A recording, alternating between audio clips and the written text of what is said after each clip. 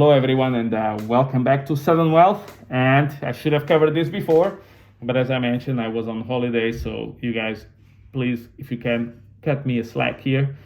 And if you do enjoy the content, please consider dropping that like and subscribe. Now, AMC reversed stock split has been proved. AMC has tanked brutally. APE has shot up as it's expected. Some people are expecting that we're gonna see AMC at 250 with APE at 250, and then AMC will go to $25, and basically APE will lose 90% of the shares.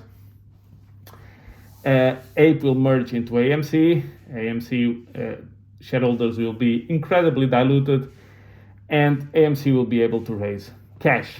Now, so this lady, the judge, used to be a hero.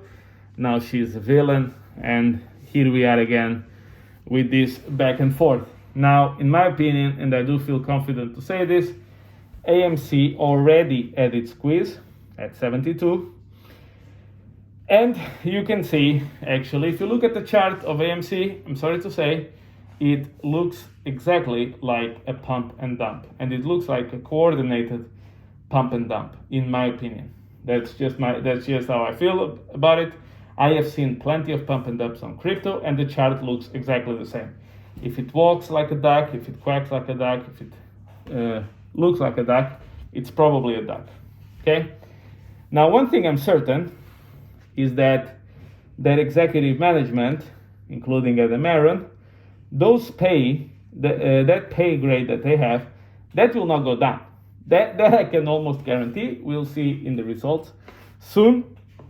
I think AMC was slightly profitable in this quarter, still deeply unprofitable in 2023 year to date, burning cash hand over fist as it's typical of AMC, and the performance continues to deteriorate despite all these record-breaking box office with Tom Cruise and Barbie and you name it.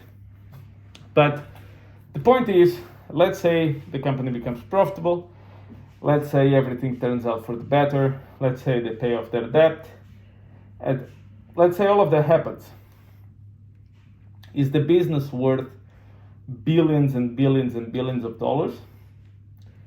I don't know. I don't think so. You're talking about a dying business. Movie theaters, and by the way, I love movie theaters. I grew up in the age where movie theaters were very popular. I love going to the movie theater, so I'm not against it, right? It's just that we need to realize that this is a dying business, and you can see by all of the companies going bankrupt, but also AMC is breaking all sorts of records, and they still cannot make any money with it, or they make very little money here and there with it. But in any case, the business is living of the efforts and the sacrifice of the apes. The only reason why AMC didn't go bankrupt like all the other companies is because the retail investors decided to buy it instead of Regal. So that's it, that's as simple as that. And I think, in my opinion, there is no MOAS. There was never no MOAS, and I don't think that will ever happen. And I'm already seeing the real MOASs. The real MOAS is now DWAC. It used to be Mullen. It used to be BBIG. But because all of them went terribly wrong, so nobody talks about those stocks anymore. Then GME was going to have another run. Another MOAS as well. And we go like this, MOAS after MOAS, offering hope and justification to people all across the world. And it was very sad to see AMC going down almost, at some point I think it went down 33%. And I do know that a lot of people have a lot of money invested in it, and they still call Adam Aaron their silverback. I mean, they are just beyond any help, in my opinion, because that guy Adam Aaron can take the money of the reverse stock split, buy a helicopter for himself, buy a private plane, buy an island to go on holiday, and many apes will still support it. I say, oh yeah, that's very interesting. Yeah, that's going to cost them OS, and so on and so forth. So what I'm trying to say is, over the weeks, I've tried to highlight how these things are coordinated in favor of the senior management and to the benefit of certain YouTubers who basically make a lot of money from ad revenue talking about this subject, and then they come up with all these conspiracy theories back and forth. And the idea is always the same. It's different types of idea. I mean, it's different type of action, but the idea behind it is the same. And the idea is to basically leverage yourselves, convince you somehow to put money on AMC, to invest on AMC, so then you can be financially invested, which benefits, of course, the management of their company. This is all my opinion, okay? I'm not trying to give financial advice, but this is just how I feel about it. And then the idea is, if you invest your money, you become, to some degree, emotionally invested.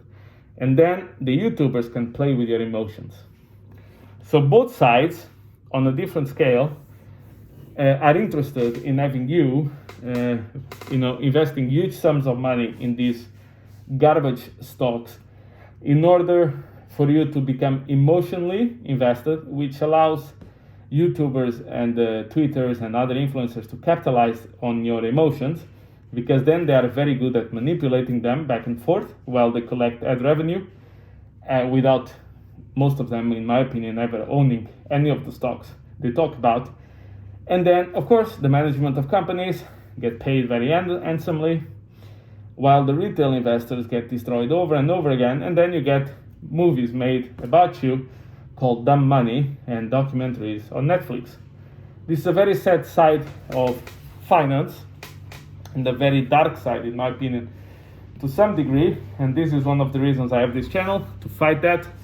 And I hope that the message can reach a lot of people. Again, I don't charge anything for it. I have no plans to ever do anything like that. I just want to make you aware about how there's an entire industry at the moment that works with the single purpose of manipulating you into doing things which are bad for you but benefit them, and then they just go away when the dust settles, and basically the people who pay for all of this craziness and all of these bad investments and all of these things are always the same people, which is the retail investor. So I do hope you be careful in the future.